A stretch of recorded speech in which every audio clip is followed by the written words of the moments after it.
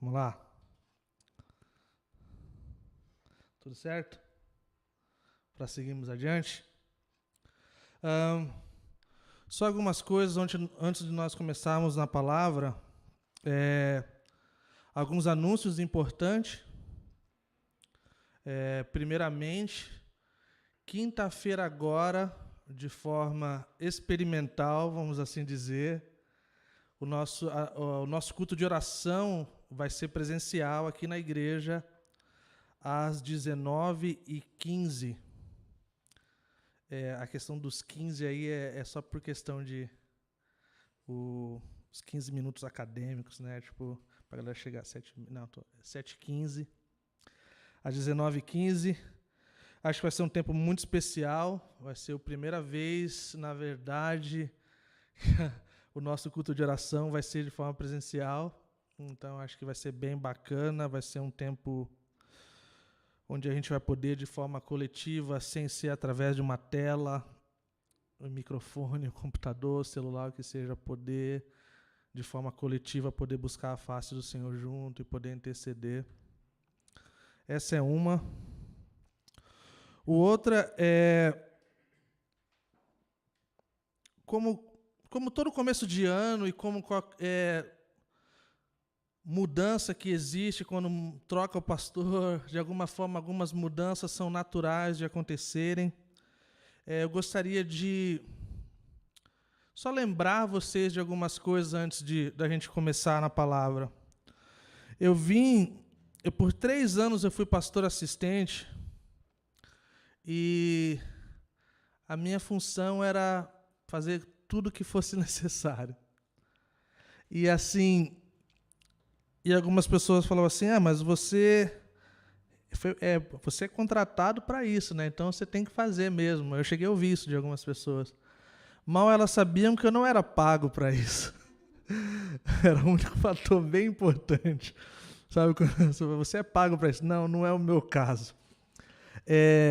Mas o ponto, na verdade, é que o pastor principal, podemos assim dizer, o pastor da igreja, o qual era o meu chefe, eu era o pastor assistente dele, todos os cultos ele lembrava a igreja de que se você é membro dessa igreja, se você chama a Calvary Curitiba a sua igreja,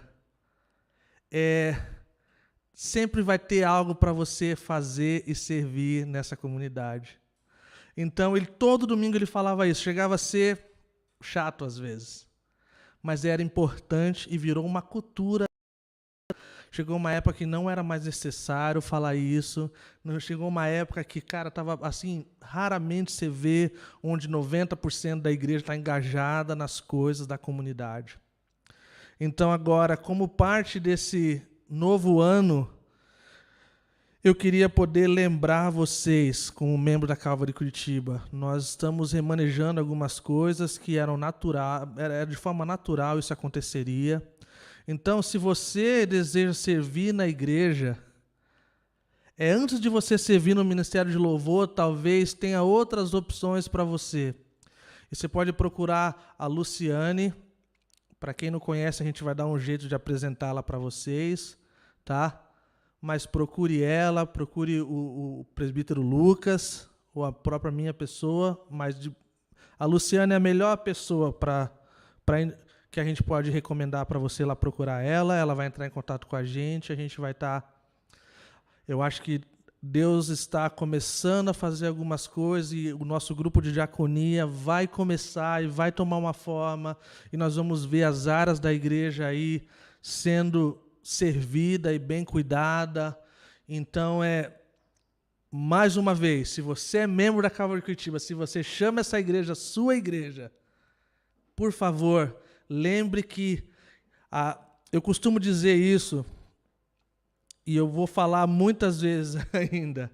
Sabe qual é a diferença de um visitante, de alguém que está vindo aqui na Calvary Curitiba, a diferença do membro?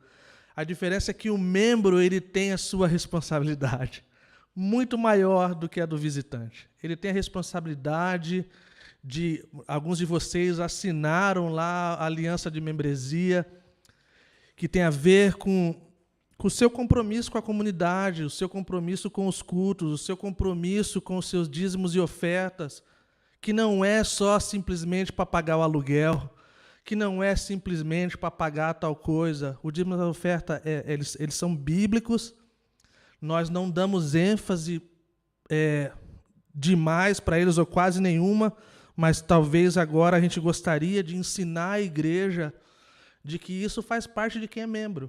Quem está visitando não tem essa responsabilidade. Agora, você é membro da Calvary Curitiba, você tem essa responsabilidade. Então, nos procure.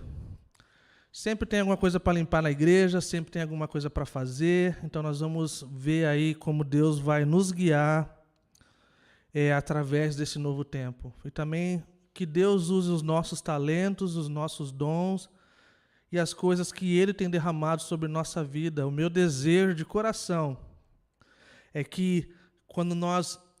Uma coisa que eu falo, vou uma confissão para você. Quando eu vejo a Hillsong falando a nossa casa, eu falo, eles não têm casa, a gente tem casa. Essa é a nossa casa. Essa aqui é a casa.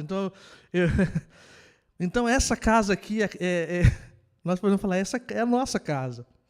E nós queremos cuidar dessa nossa casa. Nós queremos que essa casa seja um lugar onde as pessoas venham e se sintam amadas e cuidadas e alimentadas. Então, é isso aí, galera, que eu tinha para compartilhar com vocês em relação a isso. Eu creio de coração que quando nós olhamos para essa casa como nossa casa, a casa de Deus, nem sempre a gente faz o que a gente tem mais aptidão, ou dom e talento, mas a gente precisa cuidar. E conforme a gente faz isso, a gente vai vendo que as coisas vão tomando forma. E aí, quando vai ver, a gente está sendo usado nos lugares onde a gente tem realmente dom, chamado. E onde a gente se sente, que a gente entende que Deus está chamando a gente para fazer. Então, eu costumo dizer, na verdade, hoje eu estou vivendo uma coisa que eu entendia que era 20 anos atrás que Deus estava me chamando para pastorear. Mas demorou 20 anos. Assim, eu pastoreei de várias formas, de todas as formas possíveis antes de ser ordenado.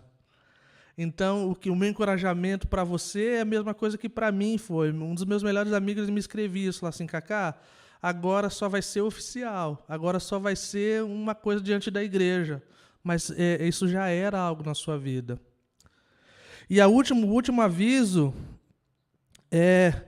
Para vocês que estão ouvindo, ou estão aqui, ou estão visitando, ou de alguma forma estão vendo, ouvindo, se você deseja chamar a Calvary Curitiba a sua igreja, que você entre em contato comigo, para que a gente possa ver como a gente pode, daqui para frente, nesses próximos meses, nós estamos trabalhando nisso agora, para que a gente possa facilitar essa membresia, e que a gente possa, se Deus quiser, vamos ter um grupo bem legal, e assim vai ser a parte de vermos Deus colocando o desejo do coração dele como igreja e visão para o futuro. Ele tem nos dado.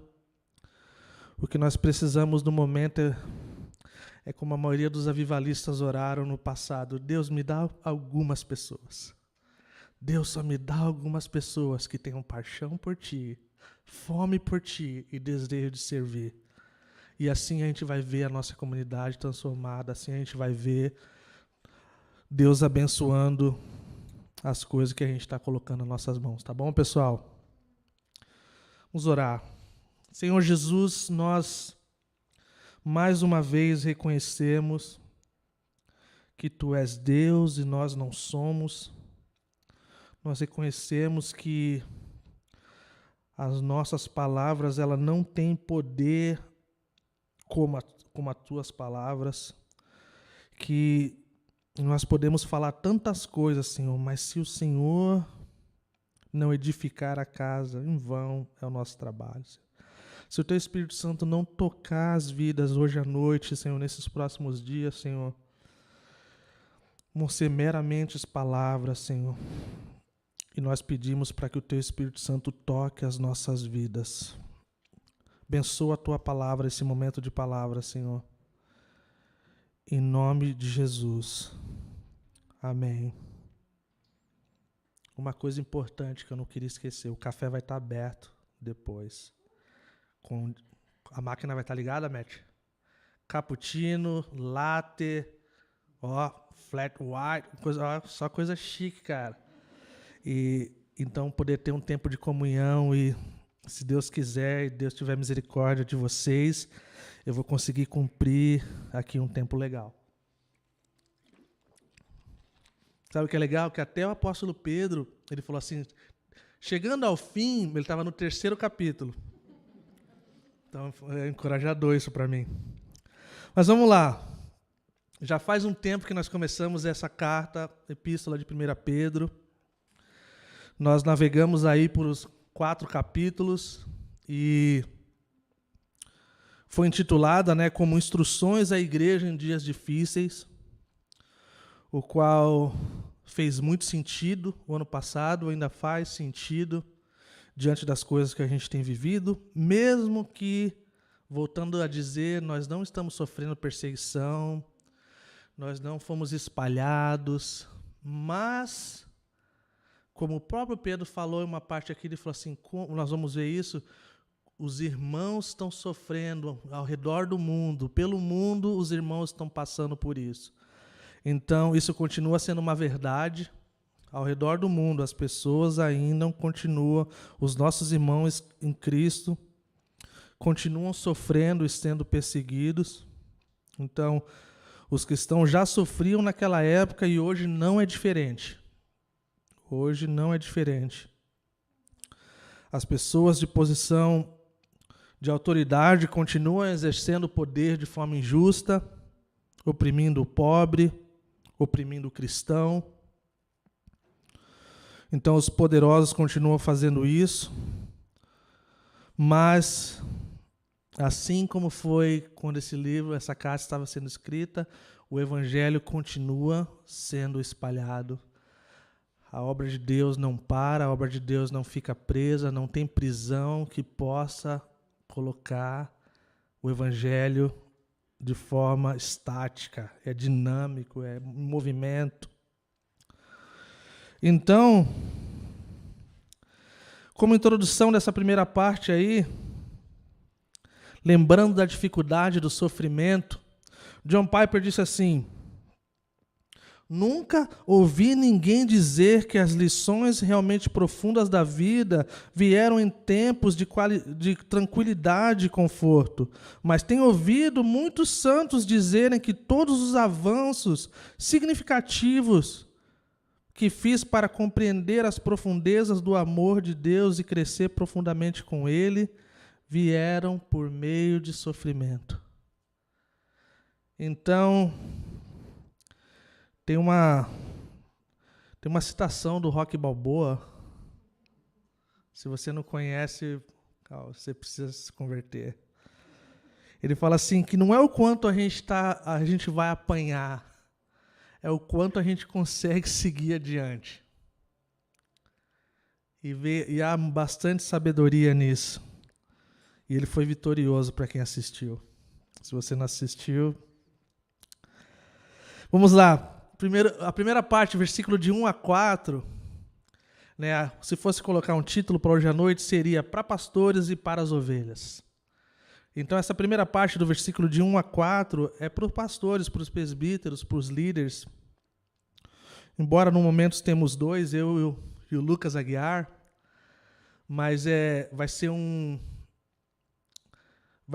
ensino que vai fazer a gente pensar no futuro, vai fazer a gente pensar no presente, vai fazer a gente pensar no nosso redor, que diz assim: e agora, uma palavra aos presbíteros em seu meio, ou entre vocês. Eu que também sou presbítero, testemunhei os sofrimentos de Cristo, e também participarei de sua glória quando ela for revelada. Assim peço-lhes que cuidem do rebanho que Deus lhes confiou, com disposição e não de má vontade. Não pelo que lucrarão com isso, mas pelo desejo de servir a Deus. Não abusem de sua autoridade com aqueles que foram colocados sob os seus cuidados. Mas guiem-nos com seu bom exemplo, e quando vier o grande pastor, vocês receberão uma coroa de glória sem fim. Então, nós vemos aqui um começo interessante. Essa palavra é direcionada aos presbíteros, essa questão de ter presbíteros, e o ancião, o presbítero, é uma prática bem antiga da igreja primitiva, o qual deriva também essa questão do pastor. Mas é interessante que Pedro começa a sua carta dizendo que ele era apóstolo de Jesus Cristo.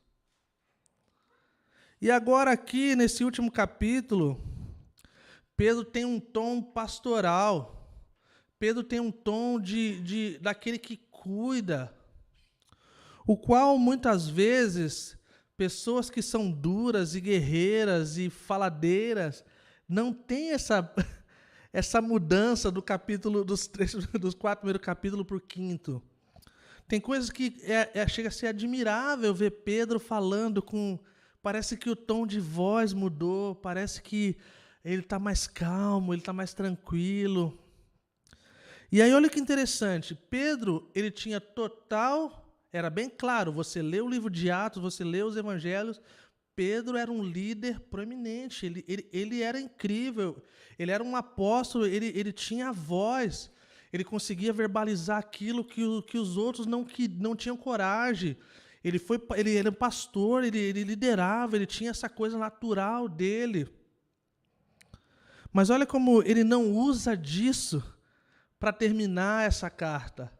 Ele poderia usar todas as credenciais, mas olha que ele escolhe assim, é que eu também sou presbítero.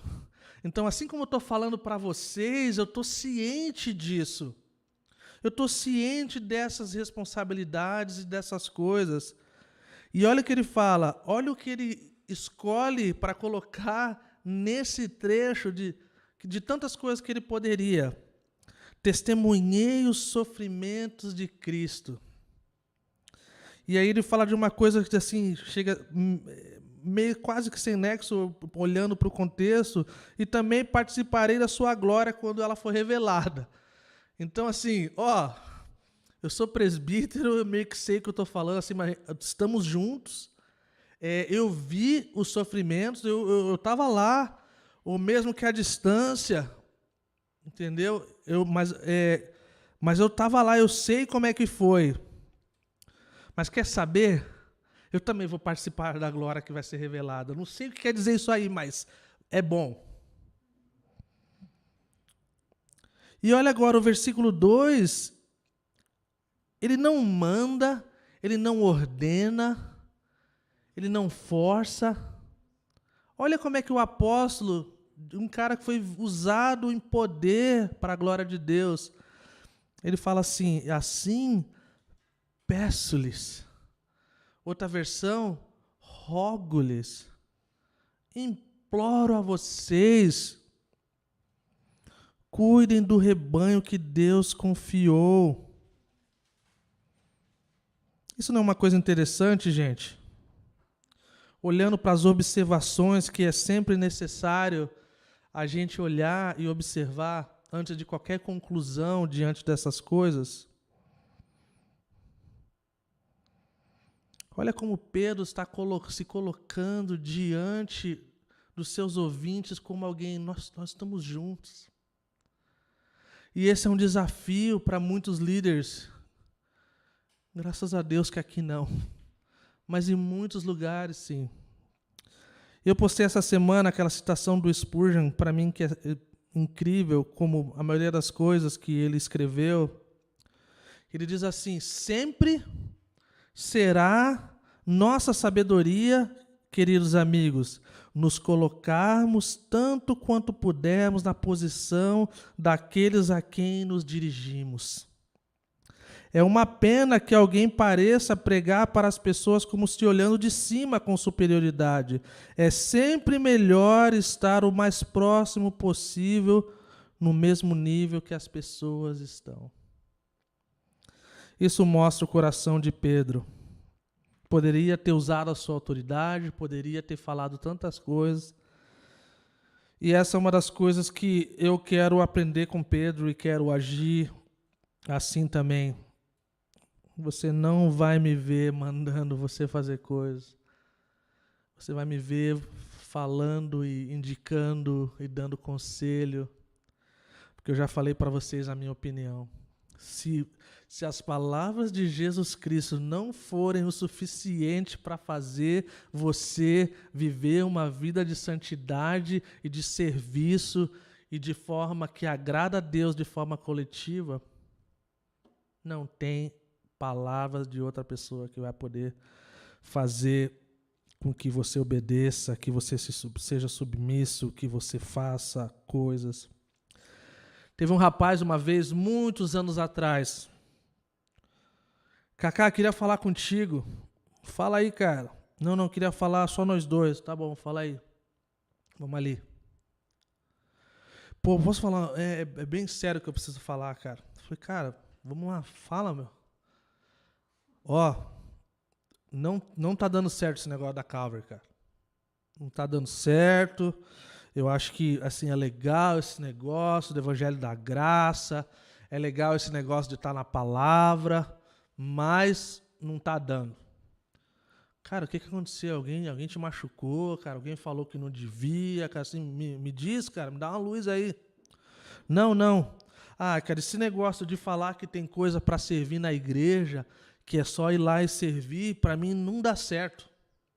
Eu tô acostumado lá na outra igreja lá, o pastor mandava e eu obedecia. Então, para mim vai ser melhor você mandar. Manda e eu obedeço. Falei, meu caro amigo, não vai ser aqui. Não vai ser aqui. Não vai ser aqui que alguém vai controlar a tua vida. Não vai ser aqui que alguém vai transformar você em alguém obediente, que o dia que você não tiver uma ordem, você não vai saber o que fazer. E quando você estiver diante das coisas para poder servir, você não vai servir. Então, e é interessante que ele começa a citar então as outras coisas. Eles falam para que cuide de um rebanho com disposição e não de má vontade, não pelo que lucrarão com isso, mas pelo desejo de servir.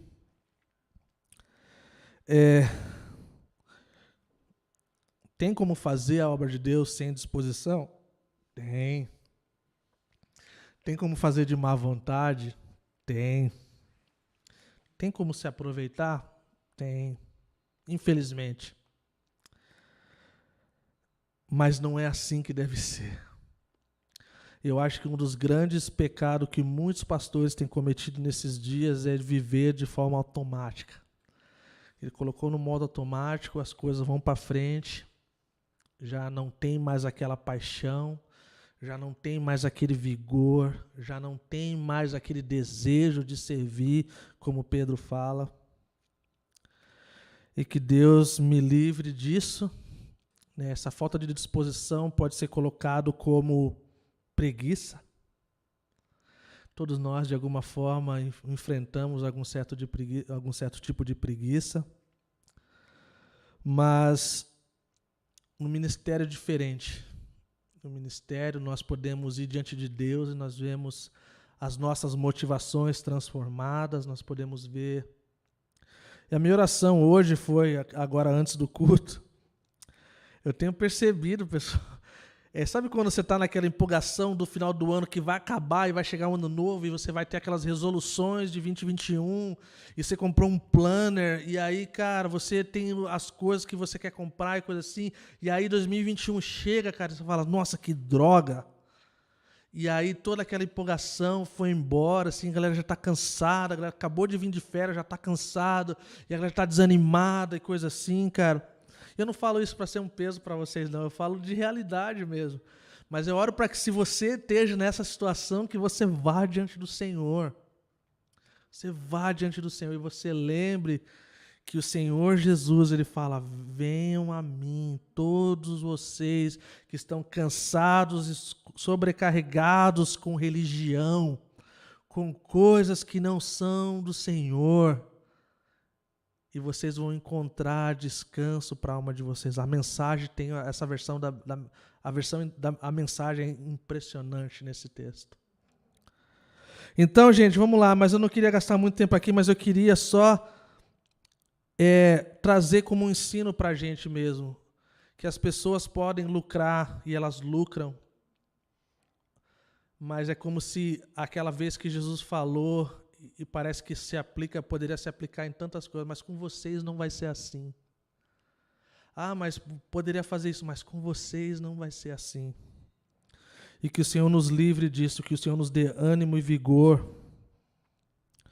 Vocês lembram em Mateus 20, 25 a 28?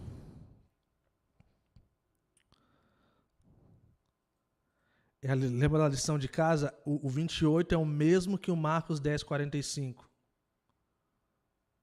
Lembram? Assim é não. Não. Diz assim, só o último versículo, tá? O Filho do Homem, ele não veio para ser servido, ele veio para servir e dar a sua vida por resgate de muitos. Um pouquinho antes desse aí, 27. Quem quiser ser o primeiro, antes desse aí. Eu amo essas palavras. Entre vocês, porém, será diferente. Quem quiser ser o líder entre vocês, que seja servo. Então, gente, ser servo é uma posição incrível diante do Deus que é servo, que veio para servir.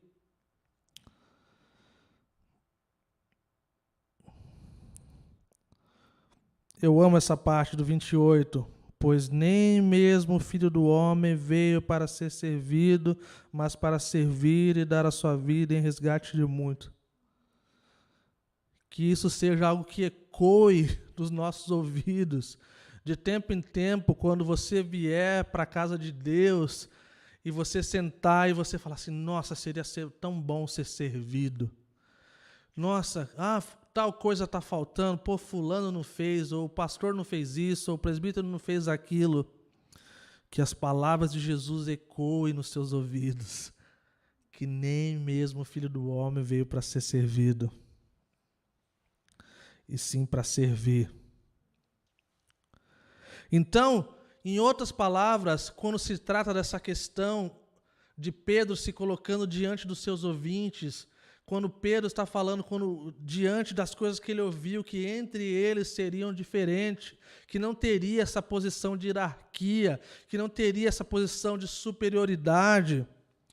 Gente, não, esse é um conselho.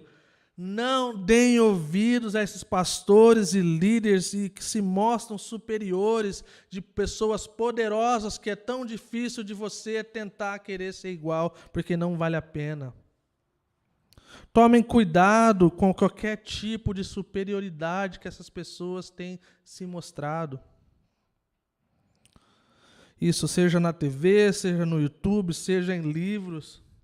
Não deve existir essa posição de pessoas que têm autoridade para mandar e desmandar. Eu ouço de igrejas de pessoas que para ir no shopping tinha que pedir para o líder. E aí eu só lembro Jesus falando, com vocês não vai ser assim. Entendeu? Tomem cuidado, gente. Pedro está sendo bem específico acerca dos deveres, dos cuidados e dos alertas. Pedro fala sobre o sofrimento e a glória de Cristo, o qual ele experimentou. Essa é uma das primeiras observações aqui. Se coloca então no lugar do apóstolo Pedro, diante do sofrimento que ele viu, diante do que ele experimentou naqueles 3 anos de rolê com Jesus. E vocês lembram que Jesus falou para ele, Pedro, tu me amas? Depois de tudo que a gente conhece a história, Jesus não falou para ele assim, tá bom, você me filéu, então vai lá e prega. Ou vai lá e faz tal coisa, vai lá e começa um canal no YouTube. Não, Jesus falou assim, cara, se você me ama, apacenta as minhas ovelhas, cuida do meu povo, Faça da melhor forma possível, cuide, alimente, ame, proteja. Proteja. Jesus poderia ter falado tantas coisas. Mas não faça isso por obrigação, Pedro. Não faça de má vontade. Não faça porque você tem que fazer.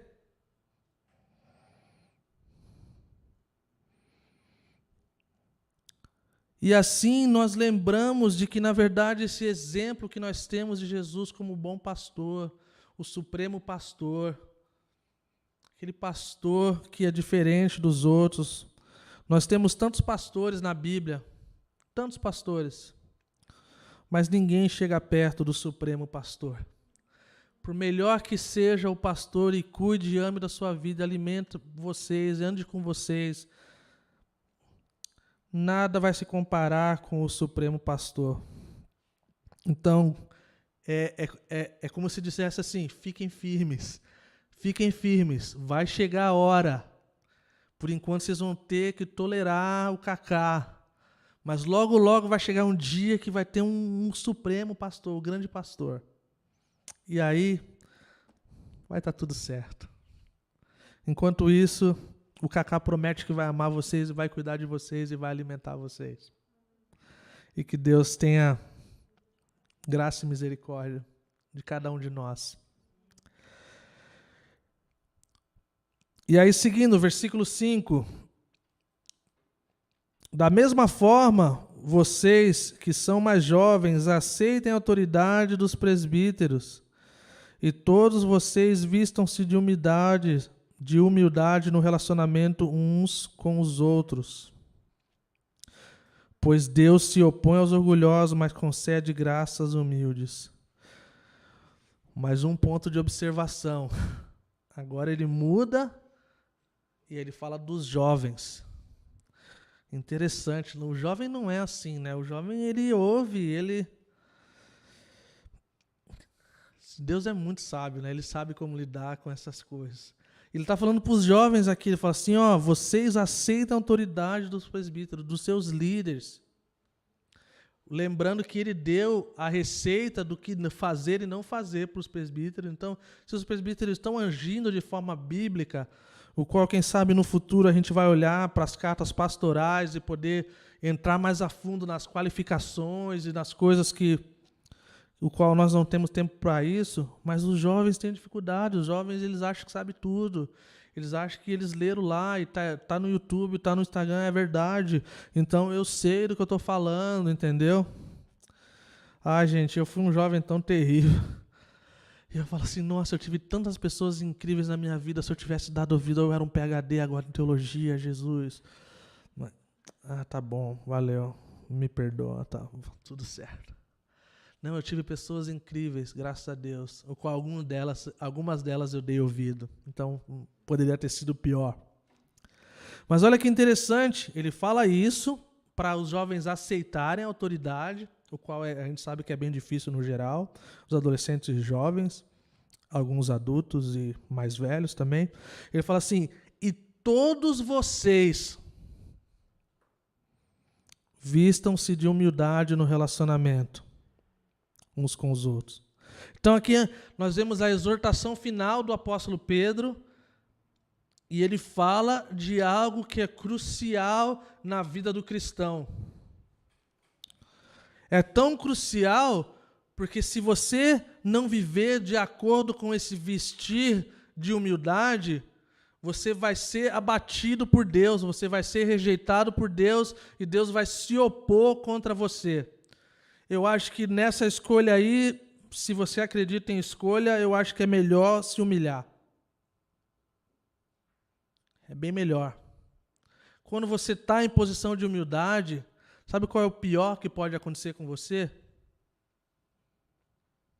É você se humilhar. Vai doer menos. Cara, o Billy Graham, evangelista famoso das últimas décadas aí, há quem diga que ele foi possivelmente maior que o apóstolo Paulo, ele diz uma coisa bem interessante. Ele fala assim,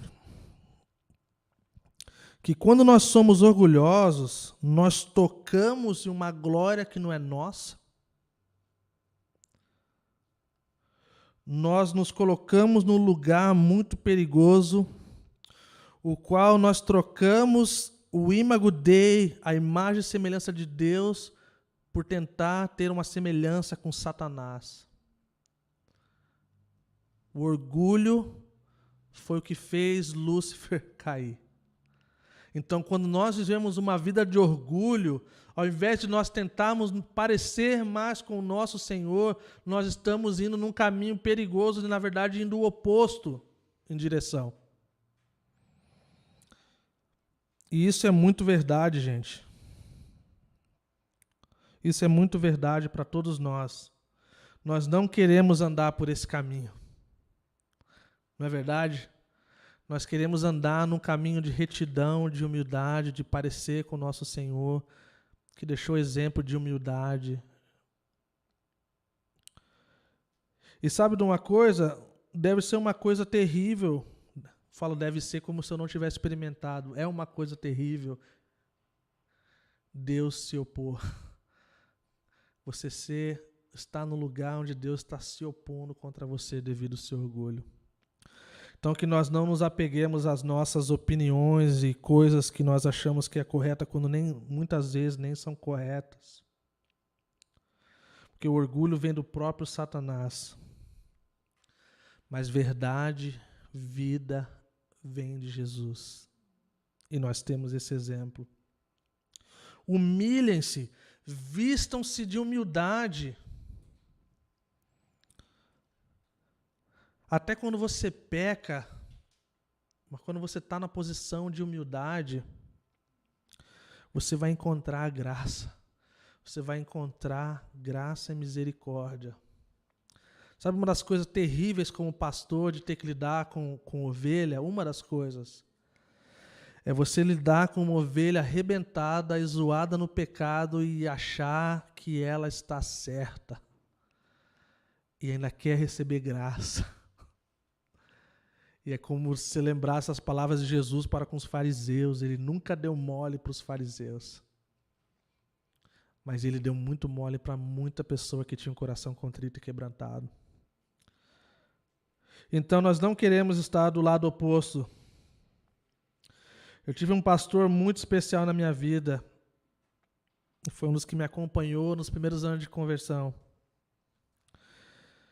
E eu amo muito aquele cara. Fiquei feliz de ter um dos vídeos que a gente teve aqui na ordenação, foi um vídeo dele, pastor Marcos, muito querido. Ele tinha uma coisa tão especial, até hoje ele continua seguindo da mesma forma. Não importa quão talentosas são as pessoas, cara, se elas forem orgulhosas, elas não têm espaço. E a gente viu cada coisa de olhar assim e falar assim, caramba, cara, não adianta. Agora a gente viu ele dando oportunidade para tantas pessoas, inclusive para mim, que possivelmente as outras líderes ou pessoas falam assim, cara, como é que esse cara vai dar oportunidade para esse cara? Esse cara não tem talento, esse cara não tem aptidão, esse cara não sabe tal coisa, esse cara tem um coração. E por todo o ministério dele que eu conheço é assim. E sabe qual foi o resultado disso? A maioria das pessoas, na Calvary é assim também. Eu posso estender isso para a Calvary. A Calvary foi um movimento que foi criado por Deus, feito de pessoas que não eram ninguém, e que Deus escolheu para ser alguém e usou para a glória dele. Pessoas que a gente olharia e falaria assim, eu jamais daria chance para fulano. E aí as pessoas deram chance e Deus fez uma obra incrível. Então ele está falando aqui da humildade, ele fala assim, logo depois ele fala, lancem sobre ele toda a sua ansiedade. Quantos de nós temos ansiedade? Quantos de nós temos preocupações? Coisas que pensamos demais do que deveríamos, coisas que damos atenção demais, mais do que deveríamos. E ele fala, lancem, joguem, vamos despejar isso, porque é melhor. Parafraseando aqui essa parte no original, é como se estivesse falando assim, coloquem toda essa ansiedade e preocupação, pois com ele e nele a cuidado, a proteção. Então, de todos os nossos temores e ansiedades e medos, lancem, porque nele nós encontramos cuidado e então a gente não precisa mais se preocupar. E é uma pesquisa interessante que a maioria das coisas que nós tememos, isso foi radical para mim, foi, cara, uns anos atrás quando eu ouvi isso, que a maioria das coisas, 90 e poucos % das coisas que nós tememos e estamos preocupados, estamos temerosos, jamais vai acontecer. Não é incrível? E aí nós lembramos de algumas palavras que falam para não se preocupar, basta cada dia o seu mal. E nós lembramos que o que vale essas coisas. Então, quando ele fala de estar alerta, ele está falando, fiquem ligados, acordados. Algumas pessoas são alertas demais.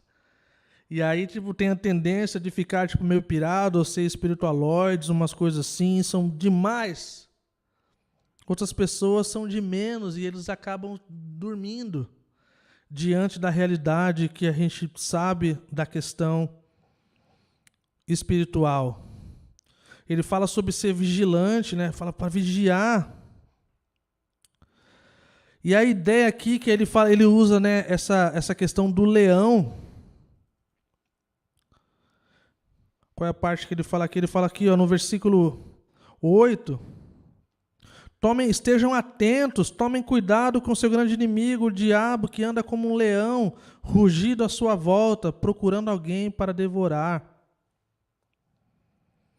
Não é interessante que aqui ele não usa a serpente, ele não usa o gato, ele não usa o cachorro, ele usa o leão.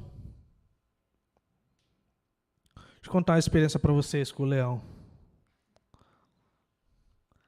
Contei para meus filhos esses dias, foi bem engraçado. Na hora não foi. Estava num safari na África. E nós estávamos andando. E assim, é impressionante como a gente confia a nossa vida em alguns guias. E não aconselho, mano, seria diferente hoje. E aí os caras estão com os walkie-talkie falando, ó, se comunicando com os outros caras. Ó, toma aqui, tem um elefante aqui. Ah, legal, vem pra cá. A galera vem com o carro, você vê os jeeps, você vê as vans, os caras vão tirar foto com o elefante. Aí depois fala, ó, tem uns antílopes super legal, com chifre enorme e tal, tipo assim, ali, legal. Cara, tem as girafas, e assim você vai andando, cara, o safari é uma imensidão. Mas, então a gente já tinha visto zebra, girafa, elefante, antílope, legal. Mas nada se compara ao rei da selva. E aí, cadê o leão? Cara, nada. E aí, então, a gente estava meio cansado, vamos comer. A gente parava nos lugares, saíamos do carro para tirar foto.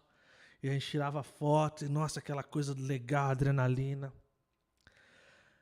E estava com a janela aberta e tal. Uma hora a gente parou, e aí tudo indica que os dois guias estavam brigando, não sei se acertaram, não sei se era questão de dinheiro. Até hoje a gente tenta ver qual é que foi o mistério que eles estavam brigando. Quando de repente, gente, a 2 metros de distância, tinha um leão olhando pra gente. Eu olhei, pensei, eu não tô na janela, legal.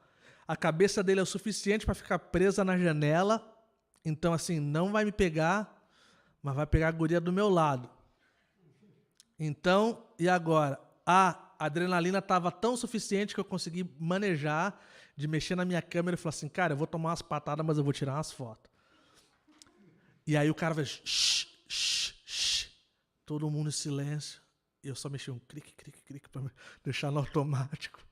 Nós olhamos, todo mundo em silêncio.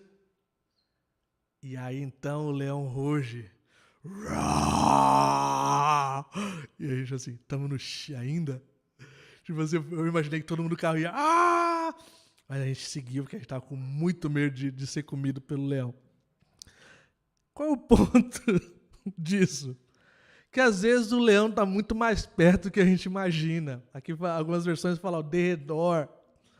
Então, assim, por isso que a gente precisa ser astuto, por isso que a gente precisa vigiar.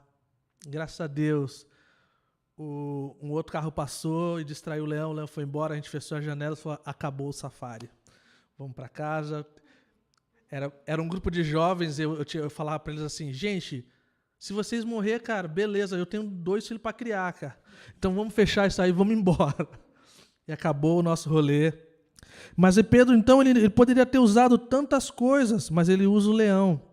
O que o leão tem a capacidade de fazer? Como eu falei, hoje eu tenho uma experiência diferente com o leão. Ele não é o rei leão, que é legal. Entendeu? Ele faz mal, ele ruge, ele bota medo, ele toca terror e ele come carne. Então, não dá para tratar que nem gatinho, não dá para tratar que nem cachorro, não é o au-au. É diferente. E assim, nós podemos lembrar de outras coisas também. Que nem sempre o inimigo vem com coisas como um rugido, ele vem com outras coisas. Lembra que ele pode vir como um anjo de luz, com uma aparência diferente. Então, nem sempre o inimigo vai vir daquela forma, com o chifrinho vermelho e com o tridente. Ou de outra forma que chama a nossa atenção de tal forma que a gente fique ligado. Ou como o Demogorgon do Stranger Things, não é diferente, nem sempre é assim. E assim, nós vemos a palavra de Pedro falando para vigiar, chega a ser interessante, não é? Pedro não vigiou, Pedro não foi alerta, Pedro vacilou na parte mais emblemática e o clímax da história do sofrimento de Cristo indo para a cruz. Mas aqui Pedro ainda está falando, eu conheço dos sofrimentos. Então estou falando para vocês, fiquem ligados, eu não fui. E assim, para a gente seguir adiante, para tentar ser sucinto, o qual já não fui. Imaginem Pedro andando pela rua, gente. Lembrando dessas coisas. Eu estou falando agora para o pessoal fazer essas coisas. Eu não fiz. Mas Deus tem misericórdia da minha vida, teve graça. Eu estou aqui numa posição de humildade agora, dando essas dicas. Agora imaginem, quando a gente fala de gatilhos emocionais, Pedro andando na rua e Pedro vê um galo, cara. O cara vai virar a rua errada, vamos virar na outra rua. O cara tá andando assim, tá super bem com Deus, cara. Foi na vigília, foi no culto de oração, foi lá na palavra. 1 Pedro, capítulo 5, e pá, o cara, vamos embora. O cara tá andando assim, na esquina, cara, uma galera de galo, assim. Tipo só, cocoricó! Não, eu tava tão bem. Mas é alguém que experimentou essas coisas. Alguém que sabe do que está falando. Então, eu fui lembrado da história de Lutero. Quando Lutero estava traduzindo o Novo Testamento, o inimigo apareceu para ele. Não sei se vocês já ouviram essa história. Se já ouviram, vocês vão ouvir de novo, não tem problema. Se vocês nunca ouviram. E aí uma das coisas que é importante a gente lembrar é que o inimigo ele aparece para a gente, ele é o pai da mentira, né? Ele é o acusador dos irmãos. Mas tem vezes que ele vem com verdades. E eu acho que essas são as mais difíceis. Então, diz que o inimigo apareceu para Lutero e ele começou a falar várias coisas e, aparentemente, coisas que eram verdadeiras, de pecado, de coisa errada.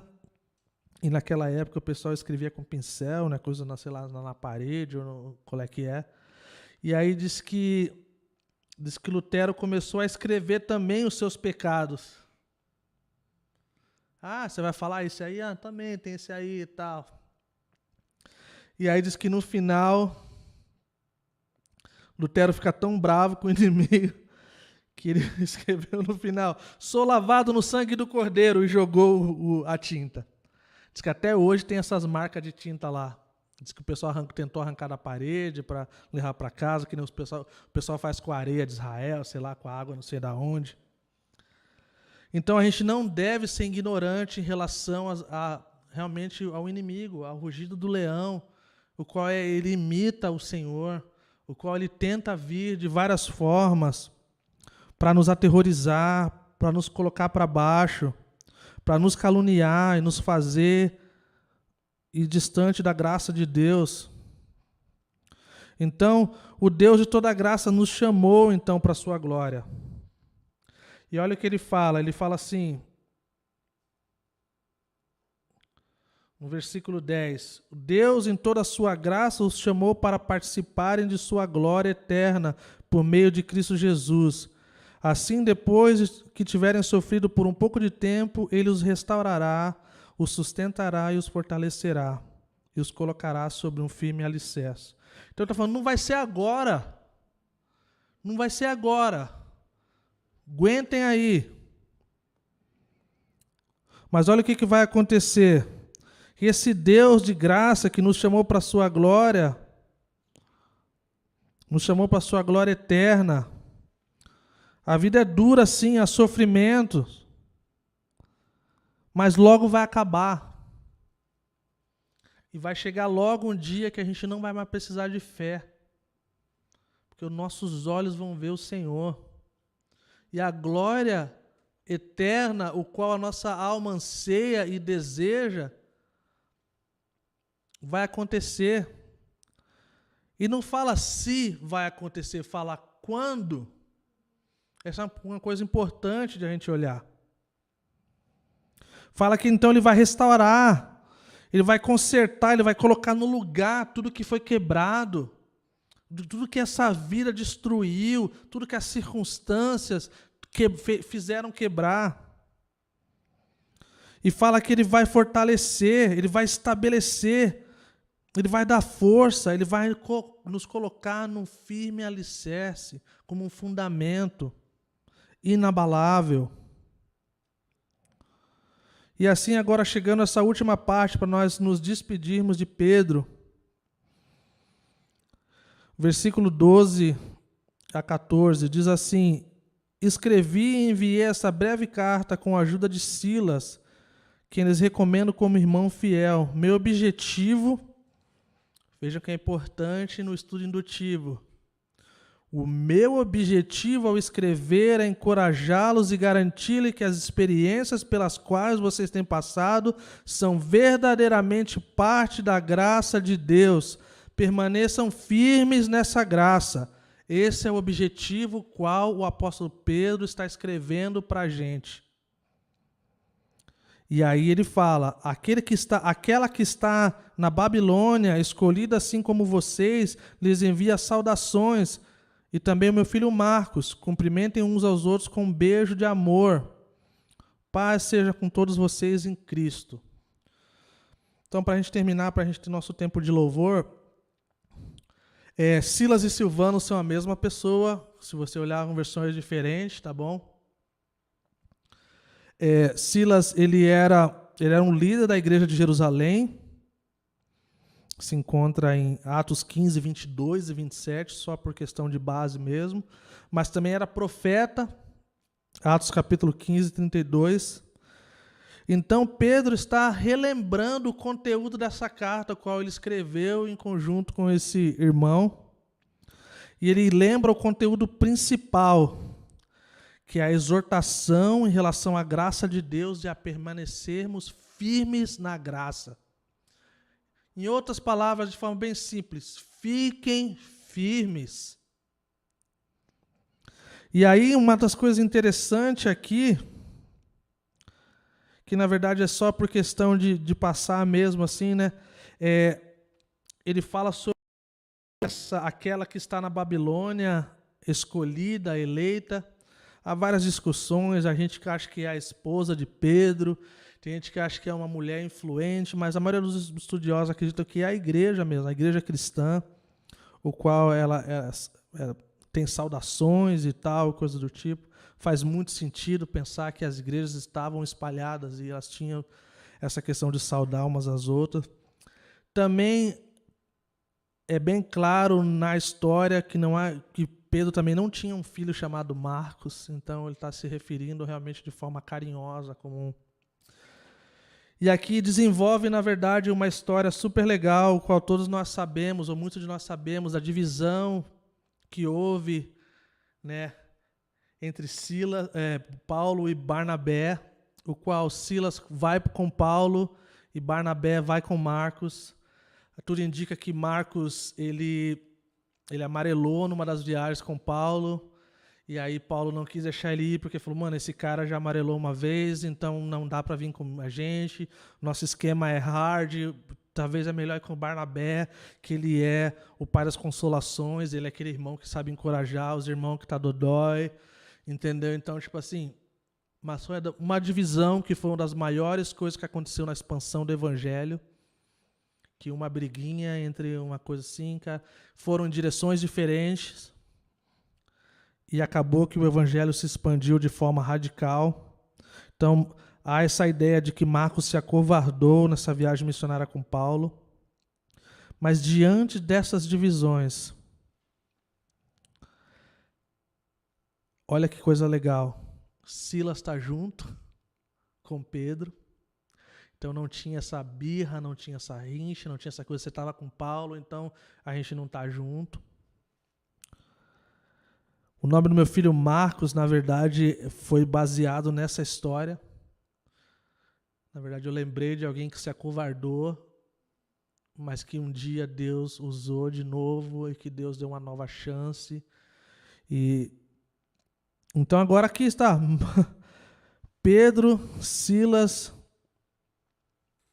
e falando de Marcos como um filho. Então, gente, eu quero terminar isso aqui dizendo...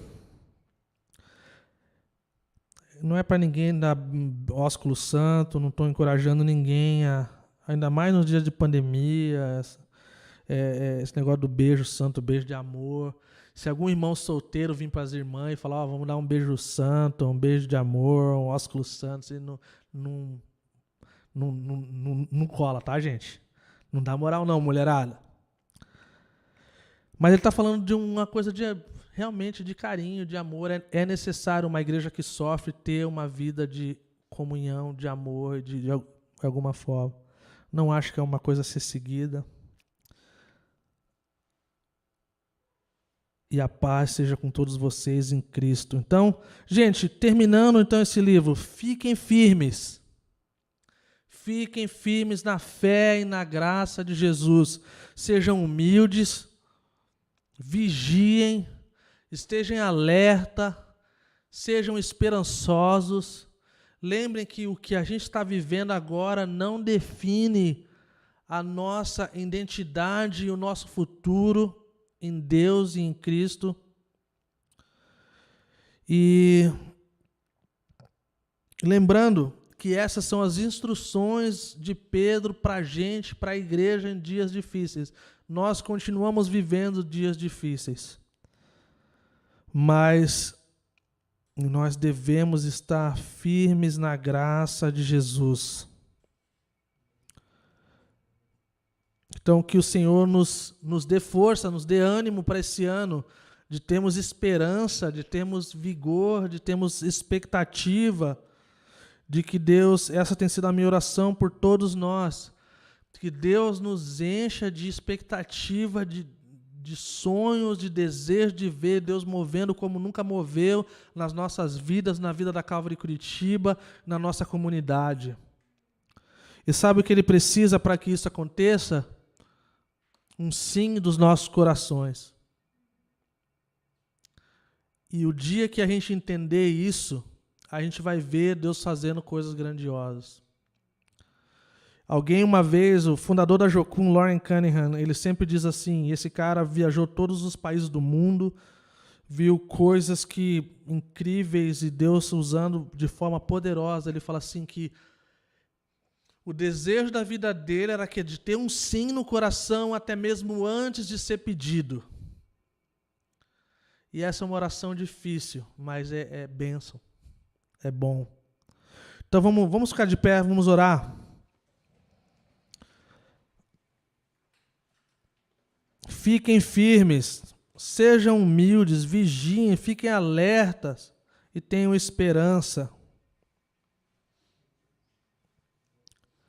Senhor Jesus, nós terminamos essa carta de 1 Pedro e nós pedimos, Senhor, que essas verdades, o qual os irmãos estavam sofrendo naqueles dias, o qual é tão poderosa, mesmo sendo tão antigo. É como o Billy Graham falou, que a tua palavra ela é mais atual do que o jornal de amanhã. Então é impressionante de ver quão parecidas são as coisas e como essas palavras de exortação e de ânimo, elas fazem tão sentido para nós hoje. Então eu oro para que o Senhor nos faça entender que nós precisamos de humildade. Nós precisamos de humildade para com os outros. Nós precisamos de humildade de reconhecermos quando nós não estamos bem, mas ainda falamos que está tudo bem. Eu oro para que o Senhor faça com que a nossa comunidade possa se desnudar em relação ao apoio e ao cuidado mútuo, Senhor. Para que o dia que nós não estivermos bem, que nós possamos dizer, nós não precisamos abrir as nossas vidas para todo mundo, mas precisamos abrir para algumas pessoas. Então eu oro para que o Senhor nos ajude, Senhor. Nos dê humildade, porque se nós tivermos humildade, se nós tivermos um coração contrito e quebrantado, e um desejo de dizer sim para Ti, Senhor, nós vamos ver coisas tremendas no nosso meio, Senhor. E nós queremos ver coisas tremendas no nosso meio, Senhor. Então quebra o nosso coração, Senhor. Eu fui lembrado essa semana que muitos de nós oramos que nós queremos ser as mãos e os pés do Senhor. Mas nós esquecemos que as tuas mãos, elas foram furadas, Senhor, com um cravo. E que isso requer de nós uma abnegação. Isso requer de nós abrirmos mão de coisas que são importantes para que o Senhor possa trabalhar e mover em nossas vidas, na nossa comunidade. Jesus, Filho de Deus, tem misericórdia de nós, Senhor. Nós queremos ser essas pessoas, Senhor, que vivem de acordo com as tuas santas escrituras, Senhor. Nós queremos ver o Senhor movendo na nossa comunidade, Senhor. Nós pedimos, Espírito Santo de Deus, faz uma obra que nenhum homem pode fazer, Senhor. Espírito Santo de Deus, vem e enche as nossas vidas com teu poder. Purifica-nos. Nos ajude, Senhor. Desperta, Senhor, aqueles que dormem, Senhor. Aviva, Senhor, os nossos corações, Senhor. Assim como nós temos fome por comida, dá-nos fome por Ti, Senhor. Dá-nos fome, Senhor, de oração, Senhor, de palavra, Senhor. Por favor, Senhor, nos ajude, Senhor. E obrigado que nós podemos, Senhor, descansar de saber que o Senhor é soberano e o Senhor vai cuidar. O Senhor nunca sai do controle. E o meu encorajamento para mim e para você é de saber e sermos lembrados que Jesus é o maior compromissado com a sua igreja. E que assim como Ele moveu no passado, Ele quer mover agora. Ele não dorme, Ele não está cansado, Ele não está com as suas forças esgotadas, por isso que Ele não está fazendo mais coisas. Se move no nosso meio, Senhor, e quebranta-nos, Senhor, para a glória do Teu santo nome, Pai. Amém.